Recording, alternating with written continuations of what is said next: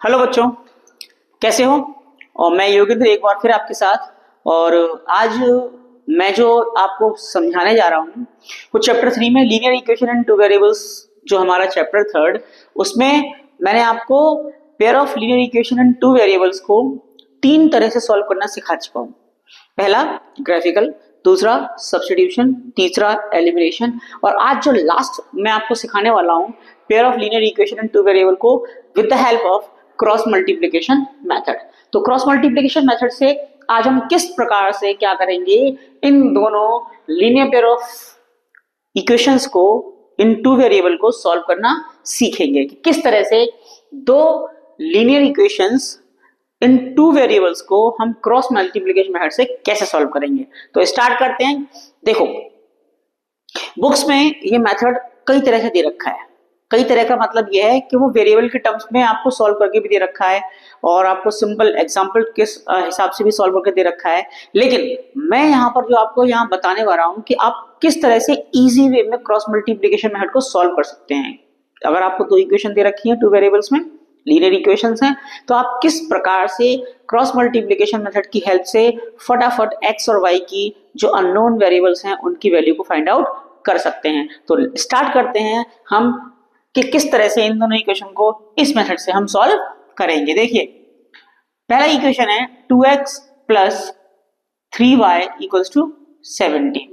This one is your first equation and second equation is 3x minus 2y equals to 6. ये आपकी कौन सी equation है? Second equation. अब ये फर्स्ट इक्वेशन है, ये सेकंड इक्वेशन है बच्चों। अब हमें क्या करना है, सबसे पहले ध्यान दीजिएगा। देखो, एक्स वाई की टर्म लेफ्ट साइड में है और जो कांस्टेंट टर्म है वो हमारी राइट साइड में है। यहां पर भी एक्स वाई की टर्म लेफ्ट साइड में है और जो कांस्टेंट टर्म है वो हमारी कहां पे है? राइट साइड में।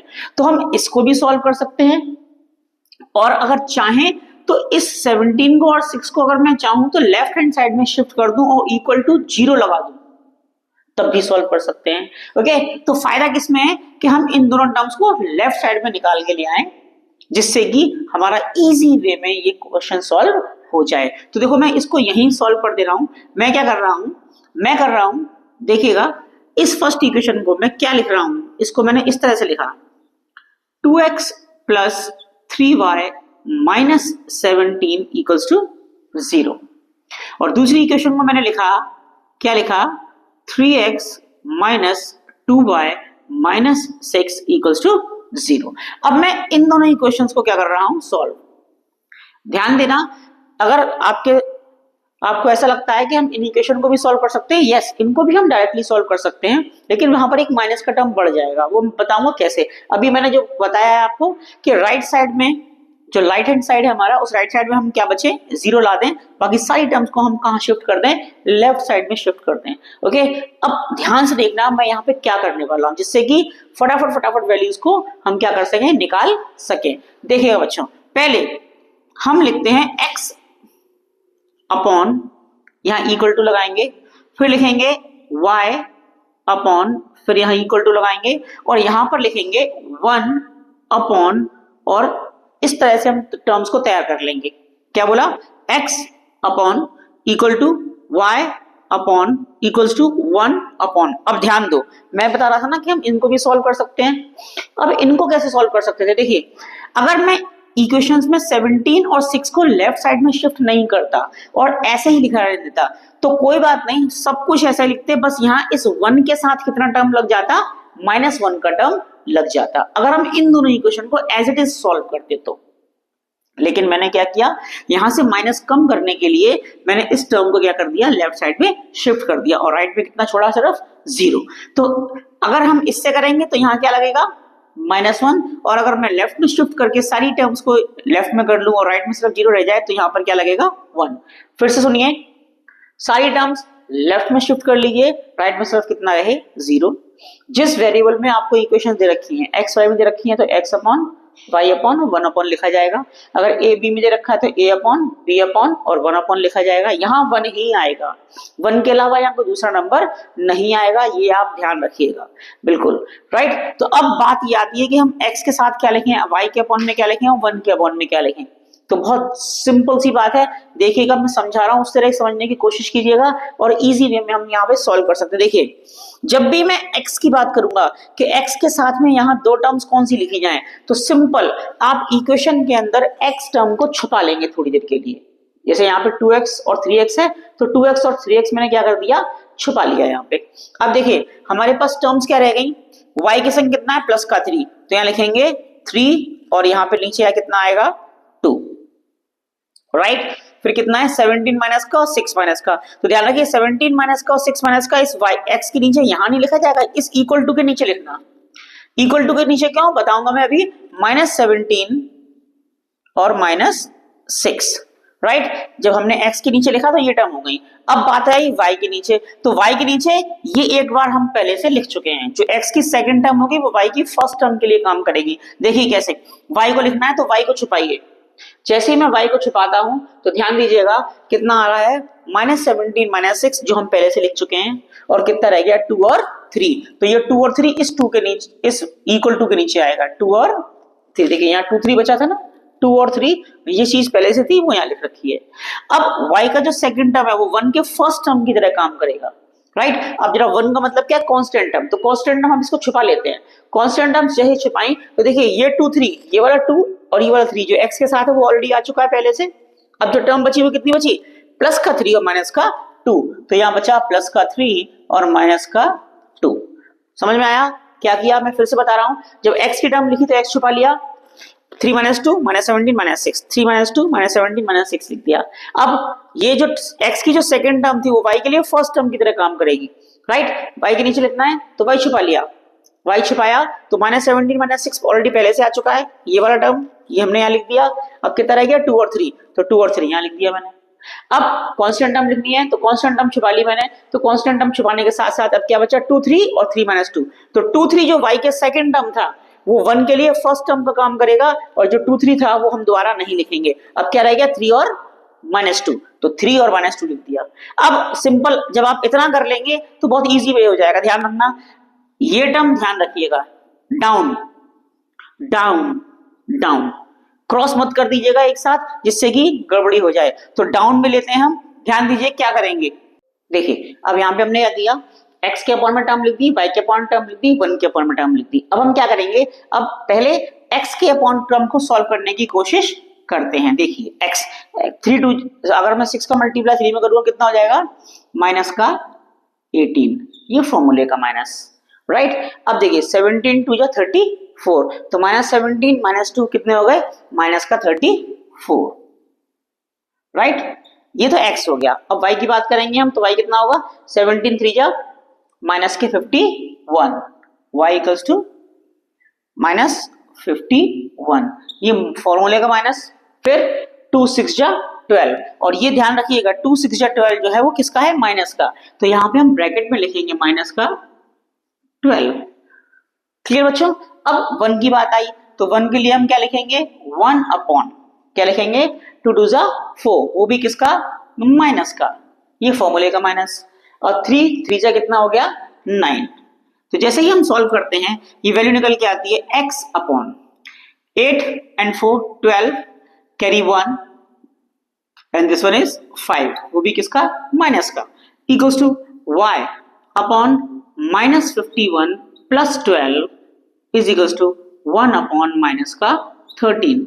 ध्यान दीजिए ये हुआ आपका x upon -52 is equals to y upon minus कीजिए, -51 है प्लस 12 है, दोनों साइन डिफरेंट हैं and that's why equation numbers क्या हो जाएंगे आपके, माइनस हो जाएंगे। तो 11 में से 2 गया कितना बचेगा, 9, करेक्ट, और 4 में से 1 गया कितना बचेगा, 3, and that is equals to 1 upon minus का 13। तो 1 by 1 कंपेयर करते हैं, जब इस वाली वैल्यू को हम कंपेयर करेंगे इससे, क्या बनेगा, x upon -52 is equals to 1 upon -13, तो माइनस से माइनस कैंसिल, x की वैल्यू कितनी आ गई, 52 अपॉन 13, और 13 से कितने बार जाता है, x इक्वल्स टू 4, राइट। अब y को कंपेयर करते हैं इस वाले टर्म को, किससे, इसी से कंपेयर करते हैं दोबारा से, क्या बनेगा देखिए, y अपॉन माइनस का 39 इक्वल्स टू 1 अपॉन माइनस का 13। माइनस से minus cancel, y equals to कितना आ गया 39 अपॉन 13, ये ऊपर चला जाएगा इसलिए, तो y की वैल्यू कितनी आ गई आपकी 3। तो बच्चों इस तरह से हमने क्या किया, x की और y की वैल्यूज हमने क्या कर दी इस इक्वेशन में फाइंड की, और ये इक्वेशन जो हमें दे रखी थी linear equation and two variable, वो हमने पहले क्या किया, इस इक्वेशन में जो राइट साइड में टर्म दे रखी थी उसको हम लेफ्ट में शिफ्ट किया, फिर x की टर्म, y की टर्म और 1 के अपॉन में टर्म हमने लिखी यहाँ पर। और x की टर्म कैसे लिखी, जब x की टर्म लिखनी थी तो x को छुपाया था कांस्टेंट टर्म्स, और ये वाली टर्म्स हमने यहाँ नोट डाउन कर दी थी। फिर जब y की टर्म आई तो y की टर्म को छुपा दिया, जो टर्म ऑलरेडी पहले एग्जिस्ट कर रही थी, जो x की सेकेंड टर्म थी वो y की फर्स्ट टर्म की तरह काम करेगी, वो कितनी थी -17/6। तो इसको दोबारा नहीं लिखेंगे, अब क्या रह गया 2 और 3, वो 2 3 लिख दिया हमने यहाँ पे।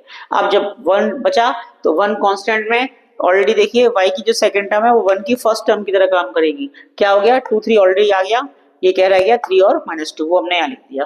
फिर इसको ध्यान ये रहे बच्चों, गड़बड़ी कहाँ हो जाती है, अगर आपने इसमें से ये माइनस कर दिया चांसेस गलत होने के बढ़ जाएंगे। तो पहले क्या करेंगे, इन नंबर्स में से ये नंबर्स माइनस किए जाएंगे मल्टीप्लिकेशन, ऐसे ही इसमें भी इनमें से ये माइनस किए जाएंगे और इसमें से ये माइनस किए जाएंगे, राइट, वो मैंने आपके सामने कर दिया है। आप इस तरह से किसी भी दो इक्वेशंस को जो लीनियर पेयर हैं आपकी दो वेरिएबल्स में, उनको क्या कर सकते हैं, सॉल्व कर सकते हैं with the help of cross multiplication method.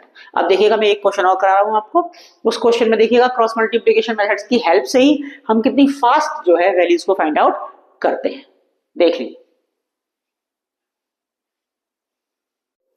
देखिए ये एक क्वेश्चन और है, इसको भी मैं क्रॉस मल्टीप्लिकेशन मेथड से ही क्या कर रहा हूं, सॉल्व करके दिखा रहा हूं। देखिएगा और सोचिएगा कि हम कितनी तेजी से इसको सॉल्व कर सकते हैं। देखिए इक्वेशन क्या है, इक्वेशन मैं दोबारा नहीं लिख रहा हूं, इक्वेशन आपके सामने ही है, या फिर चलो लिख लेते हैं। कितना हो गया 4x - 7y + 28 = 0। दूसरी इक्वेशन है आपकी 5y - 7x + 9 = 0, राइट। मैं डायरेक्ट यहां पर xy के लिख रहा हूं, x upon y upon and then 1 upon x। यहां में सॉरी मैंने यहाँ पे इसको थोड़ी सी चेंजिंग है, ध्यान नहीं दिया मैंने। 4x - 7 + 28, यहाँ पर 7x सेकंड प्लेस पे है और 5y फर्स्ट प्लेस पे है, तो मैं क्या कर रहा हूं, इसमें पहले थोड़ा सा चेंज करता हूं इस इक्वेशन के अंदर हल्का सा, क्या कि मैं इसमें x पहले लिख ले रहा हूं और y बाद में, क्योंकि हमारे लिए इजी रहेगा। तो ये -7x पहले लिख दिया प्लस 5y बाद में लिख दिया प्लस का 9 = 0। अब मैं इसी के अकॉर्डिंग क्या कर रहा हूं, इसके अकॉर्डिंग वैल्यू को सॉल्व कर रहा हूं, क्योंकि देखो x के संग x, y के संग y और कांस्टेंट टर्म एक साथ रहनी चाहिए। अब जैसे ही मैं x की वैल्यू लिखूंगा मैं x छुपा लूंगा, कितना हुआ -7 5 और ये हो गया आपका 28 एंड 9, x हो गया। y के लिए y छुपाइए, y का ये 28/9 आ चुका है, 4 और 7 रह गया, तो 4 और -7 हमने यहाँ लिख दिया। अब कांस्टेंट टर्म के लिए कांस्टेंट छुपाइए, तो देखिए 4 और -7 आ चुका है, अब रह गया -7 एंड 5, तो -7 एंड 5।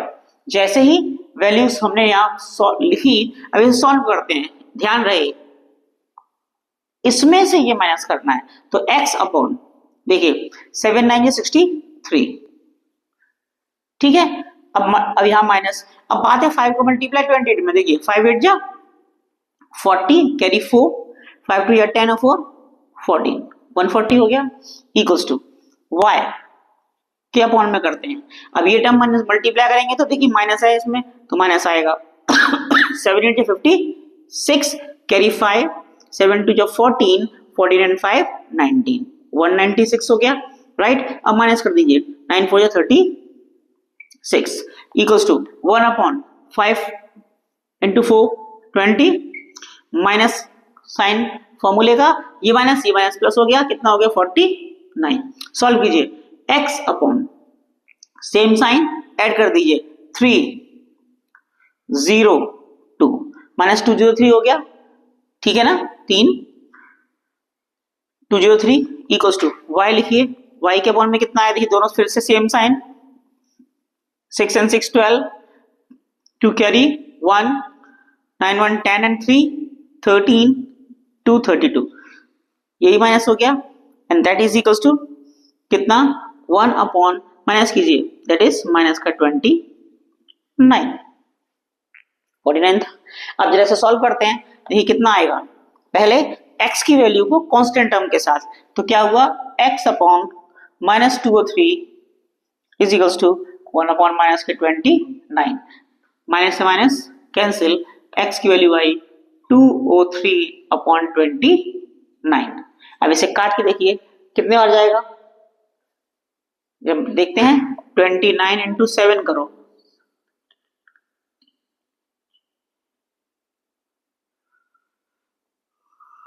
टू 3 आ गया। इट मींस दैट 29 से ये 7 टाइम्स कट जाएगा और x की वैल्यू कितनी आएगी, 7। ओके, अब देखिए नेक्स्ट, जब हमने दूसरी बात करी इस वाली को, तो क्या करते हैं, y अपॉन ये कितना है, y अपॉन माइनस का 232 इक्वल्स टू 1 अपॉन माइनस का 29। इस टर्म को इससे कंपेयर कर रहे हैं, तो कितना आएगा, माइनस से माइनस कैंसिल, y की वैल्यू कितनी आएगी, 232 अपॉन 29। अब देखिए कितने बार, ये जो 7 टाइम्स हुआ था, अब 7 में अगर हम एक और जोड़ दें 8, तो देखिए 29 इंटू 8 कितना होगा,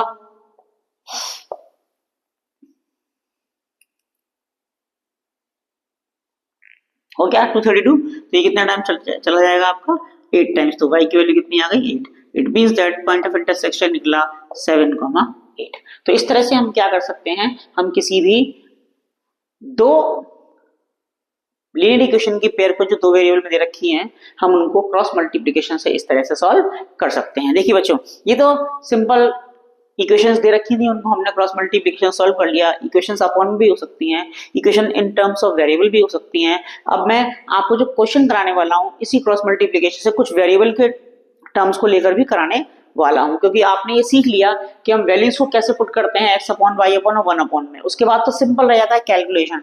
ध्यान रखने वाली बात ये है यहाँ पर कि हमें यहाँ पर इस कैलकुलेशन पर बहुत ज्यादा ध्यान देना है। अगर ये कैलकुलेशन में हमने ध्यान नहीं दिया और अगर एक भी माइनस या प्लस की गलती हमसे हुई तो आंसर हम लोगों का नहीं निकलेगा। राइट बच्चों, तो ध्यान दीजिएगा, वैल्यू पुट करते समय ध्यान देना है कि हम जो वैल्यू पुट कर रहे हैं वो करेक्ट कर रहे हैं, विद साइन कर रहे हैं या नहीं कर रहे हैं। और जब हम यहाँ पर इसमें से इसको माइनस करते हैं तो ध्यान रहे फॉर्मूले का माइनस पहले लगना है और उसके बाद अगर एक्स्ट्रा माइनस आ रहा है तो लगेगा, अदरवाइज वो वैल्यू मल्टीप्लिकेशन होके यहाँ पर लिख दी जाएंगे। ठीक है, तो अब मैं आपको दूसरा क्वेश्चन करा रहा हूं, ये क्वेश्चन देख लीजिए आप कि किस तरह से हुआ है।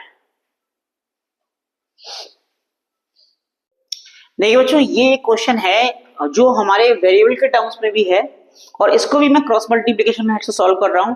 देखना कि ये क्वेश्चन किस तरह से सॉल्व क्रॉस मल्टीप्लिकेशन की हेल्प से होता है। तरीका वही रहेगा जैसे मैंने आपको सिखाया है कि x के अपॉन में वैल्यू, y के अपॉन में वैल्यू और 1 के अपॉन में वैल्यू सबको चाहिए। ध्यान ही दीजिएगा, यहाँ पर राइट साइड में इक्वल टू के टर्म में दे रखा है, इक्वल टू कितना, इक्वल टू इतना। हमें क्या करेंगे, इन दोनों वैल्यूज को उठाकर लेफ्ट में ले आएंगे जिससे कि 1 की वैल्यू जो है वो हमें -1 ना लिखनी पड़े। अगर हम इसको ऐसे ही सॉल्व कर दें तो हमें ऊपर जो 1 की जगह है वो हमें क्या लिखना पड़ेगा, वहां पर -1 लिखना पड़ेगा। तो कोई बात नहीं, मैं क्या कर रहा हूँ, इन टर्म्स को लेफ्ट में उठा के ला रहा हूं, तो लेफ्ट में मैं इनको यहीं कर दे रहा हूं जिससे कि थोड़ा स्पेस मिल जाए हमको बोर्ड पर। देखिए क्या करता हूं, ये इक्वल टू में है राइट, तो अगर मैं इसको लेफ्ट में लाऊंगा तो इक्वल टू माइनस में चेंज हो जाएगा। राइट साइड की वैल्यू प्लस में थी, वो लेफ्ट में आके माइनस की हो गई। ऐसे ही यहाँ पर इक्वल टू में जो था वो भी किस में, प्लस में था, अब लेफ्ट में आकर कितना हो गया, माइनस। तो इसको मैंने फर्स्ट इक्वेशन ले ली और इसको मैंने ले लिया सेकंड इक्वेशन। अब मैं वही अप्लाई करूंगा रूल जो मैंने आपको बताया था, क्या कि x के अपॉन में वैल्यू इक्वल टू y के अपॉन में वैल्यू इक्वल टू 1 के अपॉन में वैल्यू। ठीक, क्या करेंगे, जब x की वैल्यू लिखेंगे तो हम किसको छुपाएंगे, x की टर्म को। ये x की टर्म छुपा लीजिए। राइट, अब जो टर्म बची हमारे पास वो लिखते हैं। देखो y छोड़ के बाकी सारी टर्म लिखनी है। देखिए 3b और 2b, तो यहां लिखा मैंने 3b and this one is 2b। Second term क्या है हमारी, माइनस की a plus 2b and second term minus 2a plus b। ये हमारे x का हो गया। अब जो x की सेकेंड टर्म है वो हमारी y की फर्स्ट टर्म की तरह काम करेगी। अब क्या करते हैं y के लिए, तो y का टर्म के लिए y छुपाते हैं। ये टर्म ऑलरेडी यहाँ आ चुकी है, ये क्या बचा 2a और 3a, तो यहाँ आ जाएगा आपका 2a और ये आ जाएगा आपका 3a। राइट, ये टर्म हो गई। अब बात बची 1 की, तो 1 के लिए कांस्टेंट टर्म छुपाएंगे। तो ये 2a और 3a ऑलरेडी एग्जिस्ट कर चुका है पहले से यहाँ पे, तो ये क्या बचेगा, प्लस का 3b और ये बचेगा आपका प्लस का 2b, राइट। अब इसको सॉल्व करने की कोशिश करते हैं, तरीका वही, इनको मल्टीप्लीकेशन करना है और फिर ये टर्म इसमें से माइनस कर देनी है। देखिए तो क्या कर रहा हूं मैं, x अपॉन, जैसे ही मल्टीप्लीकेशन इसको करेंगे तो कितना हो जाएगा, माइनस का 3b ब्रैकेट में 2a प्लस b, इसका इसमें मल्टीप्लीकेशन, माइनस ये किसका है, फॉर्मूले का। अब आप देखिए 2b इंटू ये करेंगे तो ये टर्म माइनस की है, तो ये माइनस की टर्म क्या कर देगी, ऑलरेडी इस माइनस को क्या कर देगी, प्लस, तो ये 2b का मल्टीप्लीकेशन इसके अंदर हो जाएगा, 2b ब्रैकेट में a plus 2b equals to, अब y सॉल्व करते हैं, x हो गया, देखिए y सॉल्व करते हैं, इसका मल्टीप्लीकेशन इसमें, ये ऑलरेडी माइनस की टर्म है तो क्या करते हैं, माइनस 3a का मल्टीप्लाई इसमें कितना होगा, दैट इज 3a ब्रैकेट में a प्लस 2b, ये फॉर्मूले का माइनस, राइट। अब ये टर्म इसका इसमें मल्टीप्लीकेशन करके माइनस करना है, फॉर्मूले का माइनस है ही, तो ये टर्म भी माइनस में है, इट मींस दैट ये माइनस क्या कर देगा, इस वाले माइनस को प्लस कर देगा। करिए 2a का इसमें मल्टीप्लीकेशन,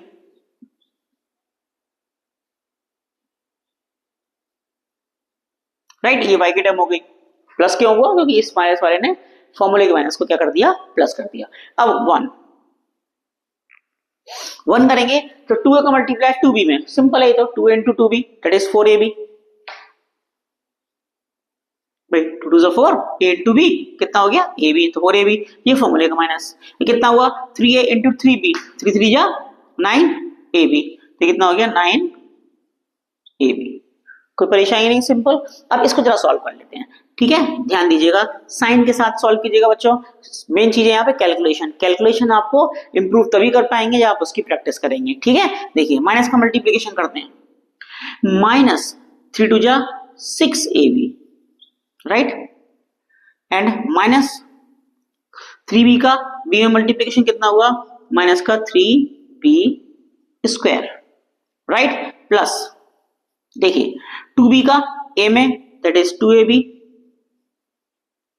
2b का b में दैट इज 4b स्क्वायर, ये टर्म सॉल्व हो गई, यहाँ पे हो गई, इक्वल्स टू, अब यहाँ करते हैं y के लिए, देखिए 3a का a में दैट इज माइनस का 3a स्क्वायर, माइनस का मल्टीप्लाई प्लस में दैट इज माइनस 3 2 जा 6ab, ये टर्म हो गई सॉल्व। अब इसको प्लस 2a का 2a में that is 4a square, right, it is 4a square, plus 2a का b में दैट इज 2ab, और ये कितना बचा बच्चों, जो सिंपल है, ये 4ab है, ये 9ab है, सेम टर्म है, लाइक टर्म्स, तो 4ab में 9ab, ये माइनस का, ये प्लस का, कितना बचेगा, माइनस का 5ab, तो ये हो जाएगा आपका minus 5ab, is it clear, right, तो ये माइनस का 5ab हो गया। अब अगर हम बात करें आगे, तो आगे देखिएगा, सिंपल सॉल्व करने के लिए लाइक टर्म्स हमेशा सॉल्व होती हैं, तो 2ab का माइनस 6ab में कितनी ab बचेंगी बताइए, माइनस की 4ab, तो x upon minus 4ab, right. अब ये माइनस का 3b स्क्वायर और ये प्लस का 4b स्क्वायर, तो सिंपल सी टर्म है, 4 बड़ा है 3 छोटा है, तो 1ab स्क्वायर बच गया हमारे पास, तो लिखेंगे प्लस का, सॉरी 1ab स्क्वायर नहीं, 1b स्क्वायर, कितना बचेगा 1b स्क्वायर, चाहो तो 1 लगाओ या मत लगाओ, बात वही है, इक्वल्स टू, देखिए कितना आएगा, y अपॉन, यहाँ देखिए 3a स्क्वायर को 4a स्क्वायर के साथ सॉल्व कीजिए, 4 बड़ा है 3 छोटा है, तो यहाँ पे 1a स्क्वायर, तो हम 1 लगाएंगे नहीं, सिंपल a स्क्वायर लिख देते हैं यहाँ पे।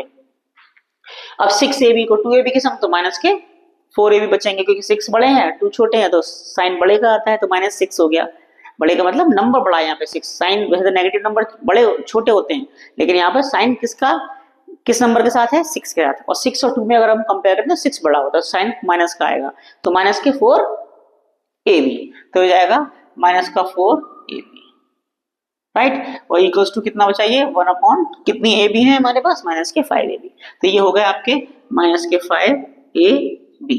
सॉल्व कीजिए, अब इस टर्म को जो हम ऊपर ले जाएंगे, तो देखो बच्चों, अब मैं थोड़ा सा इजी कर लेता हूं इसको, मुझे बताइए इसमें से क्या कॉमन निकल सकता है, सिंपल b आ सकता है कॉमन, और जैसे ही b कॉमन निकलेगा हम इसमें से माइनस भी कॉमन ले लेते हैं, माइनस, तो यहाँ क्या रह गया आपका 4a, राइट, और यहाँ क्या रह गया सिंपल b, ठीक है। ऐसे ही y के अपॉन में कर लीजिए, इसमें से क्या कॉमन निकलेगा, वह तो हम सिंपल a निकलेगी कॉमन, लेकिन हम क्योंकि हमें इस माइनस को अगर काटना है तो इसमें से माइनस कॉमन लेके यहाँ रखना पड़ेगा हमको, तो माइनस कॉमन ले लेते हैं। तो जैसे ही माइनस कॉमन लिया तो देखो ये टर्म तो माइनस की हो जाएगी, ये टर्म प्लस की हो जाएगी, और माइनस a लेते हैं कॉमन, राइट। तो इसमें से a चला गया तो कितना बचा माइनस का 4b, और ये माइनस की टर्म बची माइनस का a, और ये कितना हो गया हमारा 1 अपॉन माइनस का 5ab, कितना टर्म रह गया। जैसे ही रह गया इस टर्म को कंपेयर करो इस कांस्टेंट टर्म के साथ, तो x इज इक्वल्स टू ये टर्म जो डिनोमिनेटर में है वो इसमें न्यूमरेटर में पहुंच जाएगी, तो कितनी बनेगी इस 1 के साथ ये टर्म ऊपर पहुंची तो ये बनेगी माइनस का b 4a minus b upon minus का 5ab। देखिए माइनस से माइनस कैंसिल, b से b कैंसिल, x की वैल्यू निकल के कितनी आ गई, x की वैल्यू आ गई 4a माइनस का b upon 5a, and this is the value of x। Same way में अगर मैं y की वैल्यू तो ये वैल्यू कहां पहुंचेगी ऊपर, देखो मैंने गलत कर दिया यहाँ पर, ये माइनस का था तो ये प्लस का हो गया, होना चाहिए यहाँ पे मैंने माइनस लगा दिया, जबकि माइनस नहीं लगना चाहिए यहाँ पे, ये कितना होगा प्लस का 4 भी बचेगा और ये माइनस का बचेगा, तो ये कितना बचेगा यहाँ पे बताइए, y इज इक्वल्स टू ये टर्म ऊपर पहुंची तो माइनस का a 4b minus a upon minus का 5ab। देखिए मैंने आपसे कहा कि जरा सी कैलकुलेशन में अगर मिस्टेक होती है तो पूरा क्वेश्चन गलत हो जाता है। अभी मैंने यहाँ माइनस लगा रखा था जबकि माइनस नहीं आ रहा था, क्या आ रहा था प्लस, क्यों, क्योंकि मैंने इसमें से माइनस कॉमन ऑलरेडी पहले से बाहर ले चुका हूं मैं, तो क्या होगा यहाँ पे टर्म गलत हो जाती है हमारी, आंसर से गलत निकलता। तो अब हमें क्या करना कि हमें चेक करना है कि क्वेश्चन में कहीं हमने माइनस प्लस की कोई गलती तो नहीं की है। तो हमने यहाँ पे इस वैल्यू को रखा, ये कैंसिल आउट हुआ, a से a कैंसिल हुआ, तो y की वैल्यू कितनी निकल के आई 4b minus a upon 5b, right बच्चों। तो इस तरह से हम क्या कर सकते हैं, इन वैल्यूज को फाइंड आउट कर सकते हैं, चाहे वो वेरिएबल के टर्म्स में दे रखी हो वैल्यू, चाहे वो हमें सिंपल टर्म्स इक्वेशंस में दे रखी हो, हम इस तरह से क्या करेंगे किसी भी क्वेश्चन को सॉल्व करेंगे। देखिए एक क्वेश्चन मैंने वेरिएबल के टर्म्स वाला भी करके दिखाया आपको, और भी क्वेश्चन हो सकते हैं, बड़े भी क्वेश्चन हो सकते हैं इससे, लेकिन अगर आपको कोई परेशानी आए, कैलकुलेशन में भी परेशानी आए, तो आप मुझे बता सकते हैं इजी वे में। आपको करना क्या है, आप इसी वीडियो के कमेंट में एक फोटो खींचकर उस पेपर पर कि आपको कहां कौन से क्वेश्चन में प्रॉब्लम आ रही है आप मुझे सेंड करें कमेंट्स में, मैं उसका आंसर फिर कमेंट्स में ही आपको सॉल्व करके दूंगा उस क्वेश्चन को, राइट बच्चों। तो देखिएगा इस तरह से, ठीक, कोशिश कीजिए बच्चों कि मेरा जो ये एक प्रयास है कि इस मैं लोगों तक जो मेरे पास नॉलेज है वो बच्चों को मैं प्रोवाइड करा सकूं और एक इजी वे में प्रोवाइड करा सकूं, राइट। मैं भी एक टीचर हूं और मैं सोचता हूं कि मैं कुछ चीजें अच्छी करा सकता हूं, तो उन चीजों को आप क्या करें, आप समझें। अगर आपको समझ में नहीं आता है तो आप मुझसे बेझिझक पूछ सकते हैं, राइट। तो मैंने क्या किया, मैंने आपको यहाँ पर अब तक 4 मेथड्स सिखाए, उन मेथड्स में से शायद क्रॉस मल्टीप्लिकेशन मेथड जो है वो सीबीएसई द्वारा हटा दिया गया है क्लास 10th के एग्जाम्स में से, लेकिन ये आप सीख कर रखें, क्योंकि जब हमें पॉइंट ऑफ इंटरसेक्शन निकालने होते हैं तो हम पॉइंट ऑफ इंटरसेक्शन जल्दी निकालने की कभी कभी कोशिश करते हैं, तो आपको जो मेथड सबसे इजी लगे आप उस मेथड से आप क्या करें, उस क्वेश्चन को सॉल्व करें और पॉइंट ऑफ इंटरसेक्शन निकालें। आंसर्स चाहे कोई सा भी मेथड लगाएं, चाहे ग्राफिकल, चाहे सब्स्टिट्यूशन, चाहे एलिमिनेशन, चाहे क्रॉस मल्टीप्लिकेशन, आंसर सेम निकलेंगे जो अगर एक इक्वेशन को हम करेंगे सॉल्व, ठीक है। तो आप देखिए आप किस क्वेश्चन को किस मेथड से सॉल्व करना चाहते हैं और पॉइंट ऑफ इंटरसेक्शन क्या निकालना चाहते हैं, ओके।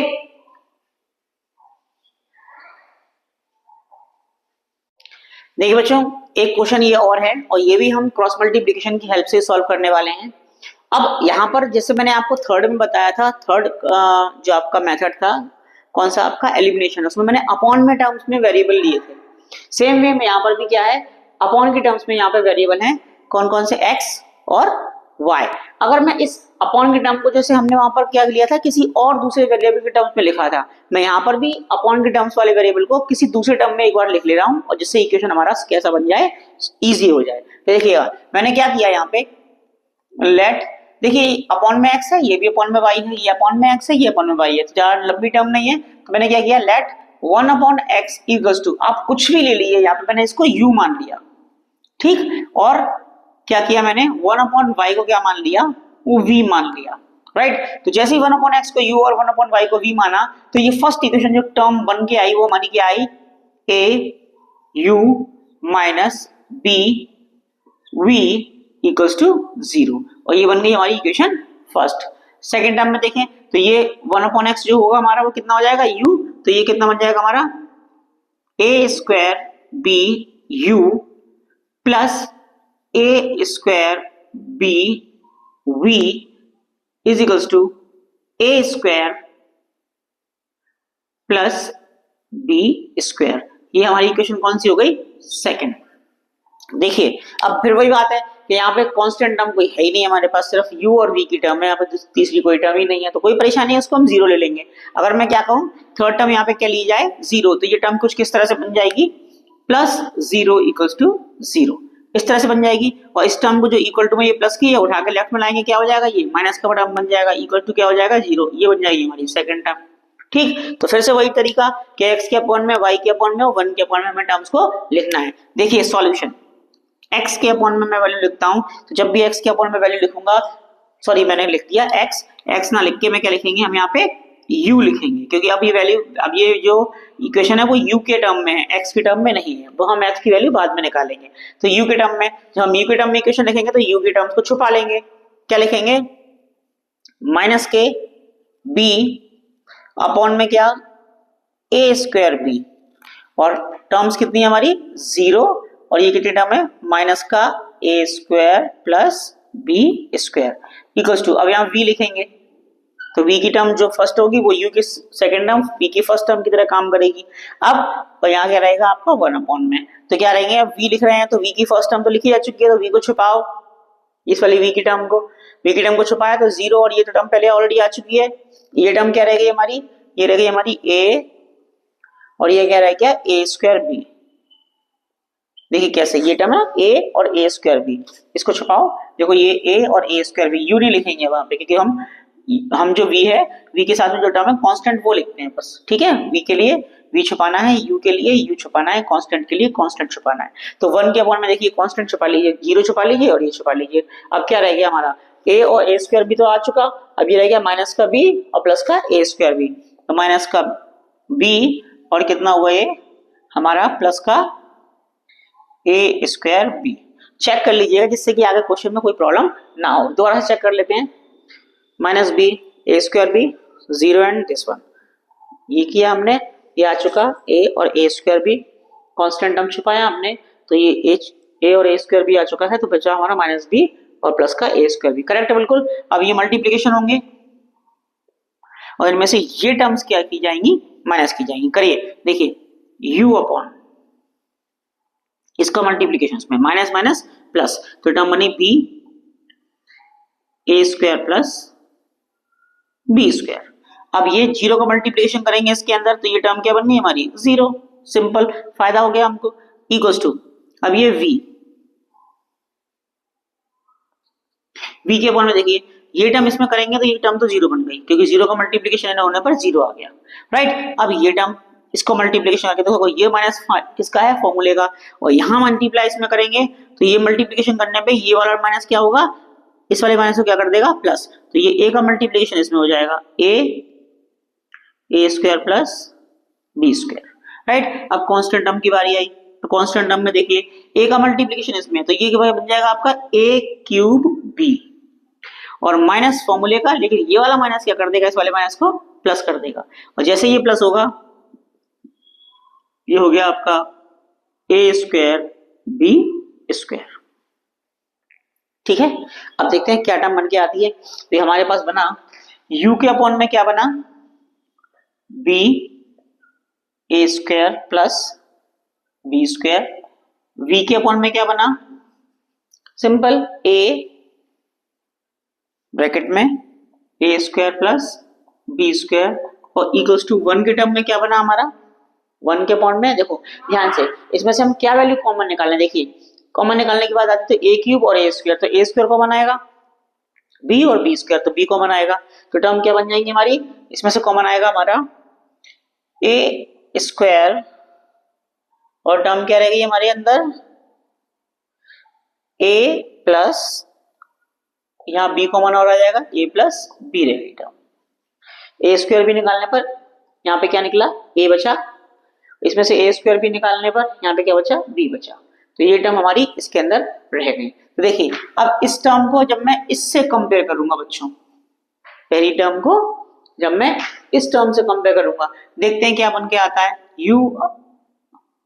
u इक्वल टू लिखते हैं डायरेक्ट, ठीक है। तो u equals to b a square plus b square upon a square b bracket में a प्लस b, राइट, ये टर्म बनी। और जब v को करूंगा मैं तो v की वैल्यू क्या आएगी, a ब्रैकेट में a square plus b square upon a square b and a plus b। Check कर लीजिएगा कि कहीं कोई गलती तो नहीं हुई है। अगर गलती हुई होगी तो क्वेश्चन में फिर प्रॉब्लम आ जाएगी। -0 then 1 a cube b and then a square b square, सही है, ठीक है। आगे देखते हैं, गलत होगा तो कोई बात नहीं, दोबारा कर लेंगे। तो क्या होगा, यहाँ हमने टर्म लिखा। अब देखिए ये b से ये b कैंसिल आउट हो गया, यहाँ ये a से ये a स्क्वायर कैंसिल आउट हो गया, तो u की टर्म जो रह गई, तो u जो था हमने वो क्या माना था, 1/x। तो 1/x अगर मैं बात करूं तो कितना हुआ ये, that is a square plus b square upon a square bracket में a प्लस b। और अगर मैं v की वैल्यू लूं तो 1/y is equals to a square plus b square upon A B bracket में a प्लस b। ये terms निकल के आ रही हैं, ठीक है।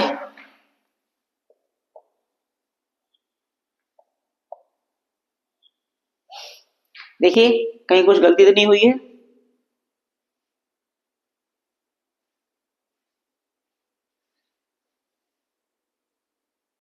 देखिए बच्चों इस क्वेश्चन में एक्चुअली क्या था, यहां पर ए बी स्क्वायर था और बाय मिस्टेक ये क्वेश्चन ए स्क्वायर भी लिख गया यहाँ पे, लेकिन जो वैल्यूज निकल के आई हैं वो वैल्यूज इस क्वेश्चन के हिसाब से बिल्कुल ठीक है, राइट। तो आप क्या कीजिएगा, इस क्वेश्चन में ए स्क्वायर बी जो यहाँ पर है उसकी जगह आप ए बी स्क्वायर लिखिएगा। कितना लिखिएगा, ए बी स्क्वायर। मैंने ध्यान नहीं दिया इसलिए क्वेश्चन की वैल्यूज ये निकल के आई हैं, लेकिन मेथड बिल्कुल ठीक है।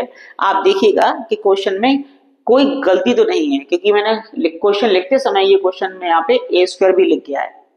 तो यहाँ ए बी स्क्वायर लिखिएगा अपॉन एक्स और यहाँ पर ए स्क्वायर भी अपॉन वाई आएगा। आप उससे सॉल्व कीजिएगा क्वेश्चन, तरीका यही रहेगा और आंसर्स आपके निकल के जो भी है वो बिल्कुल सही आएंगे। नहीं आए तो मैं कल क्वेश्चन इसको दोबारा एक बार और करा दूंगा, राइट बच्चों। तो ये आपने सीखे अब तक 4 methods pair of linear equation and two variable को सॉल्व करने के लिए, ठीक है।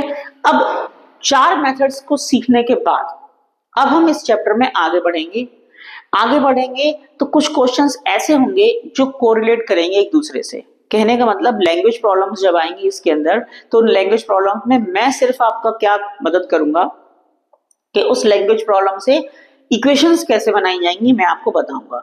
आपका काम यह होगा कि उन क्वेश्चन को या उन इक्वेशंस को जो मैं बना कर दूंगा आप उन्हें क्या करेंगे, घर बैठ के सॉल्व करेंगे। आंसर्स में लिख के दूंगा आपको कि आंसर्स क्या आ रहे हैं, राइट। तो बच्चों ध्यान रखिए अपना भी और पढ़ाई लगातार करते रहिए और ध्यान ये रहे मैथ्स बाय प्रैक्टिस है। मैथ्स की जितनी अच्छी प्रैक्टिस हम कर लेंगे उतना हमें फायदा मिलेगा। ओके, मिलते हैं।